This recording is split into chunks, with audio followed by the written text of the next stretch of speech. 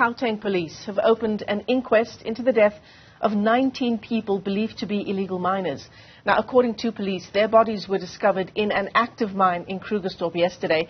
They'd apparently been moved there from another location.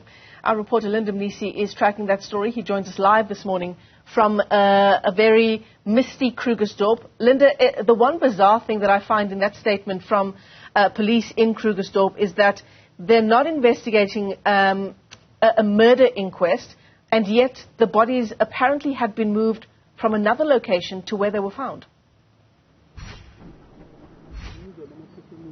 Yes, Michelle, indeed. That's a very interesting element about that statement that was released by the police yesterday. And it's interesting also that they're saying that they do not suspect any foul play. So the question then becomes, who moved them from what location? Did they have any visible injuries?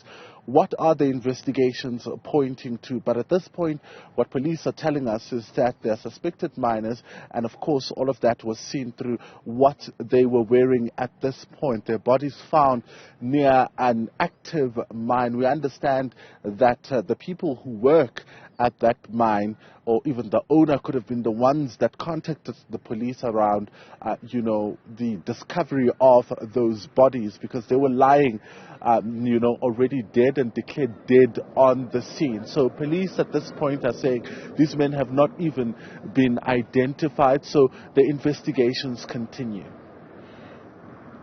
Linda, can you tell us more about, the region of Krugersdorp? It's been in the headlines for all of the wrong reasons over the past few months, with the gang rape of those 8 women back in July at a disused mine dump in Krugersdorp.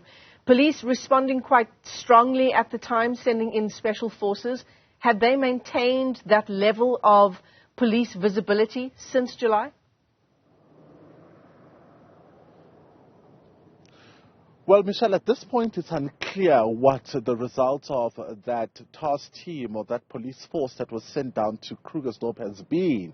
You'll remember that the community was complaining about even the police's involvement in the crimes that are happening in this area. In fact, you're reminding me of a time in 2019 when we came to Krugersdorp. There was an informal settlement called Makulugama. There were issues around illegal mining and the killings that were happening in that area.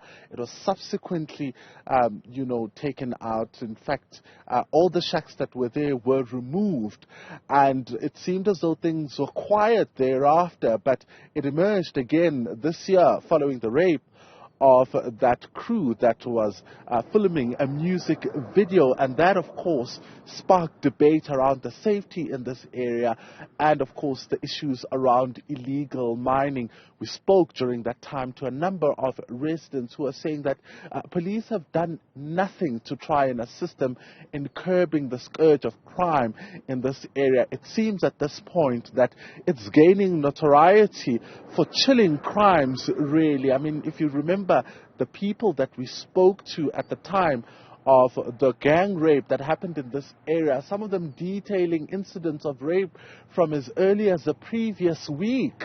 And some even saying that they live amongst the people who commit these rapes, they know them, and that it became disheartening. It becomes disheartening when they see them walking the streets after being arrested, which then again speaks, Michelle, to the issue of police allegedly, according to the residents, being involved in the crimes that happened in the area.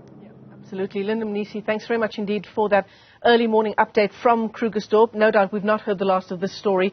Gauteng police opening that inquest into the death of 19 people, their bodies discovered in Krugersdorp just yesterday.